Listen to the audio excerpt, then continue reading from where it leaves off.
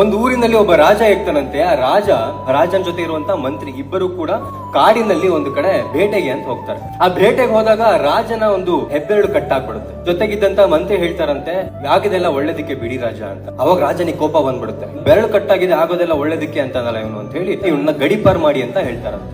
ಆ ಮಂತ್ರಿ ಯಾವಾಗ್ಲೂ ಹೇಳ್ತಾರಂತೆ, ನನ್ನನ್ನ ಗಡಿಪಾಡು ಮಾಡ್ತಿದ್ದೀರಾ ರಾಜ, ಆಗೋದೆಲ್ಲ ಒಳ್ಳೇದಕ್ಕೆ ಅಂತ ಹೇಳಿ ಹೋಗ್ತಾರಂತ. ಅವಾಗ ಮತ್ತೆ ರಾಜನಿಗೆ ತಲೆ ಕೆಡುತ್ತೆ, ಇವನೇನಪ್ಪ ಏನ್ ಹೇಳಿದ್ರು ಆಗೋದೆಲ್ಲ ಒಳ್ಳೇದಕ್ಕೆ ಅಂತನಲ್ಲ ಅಂತ.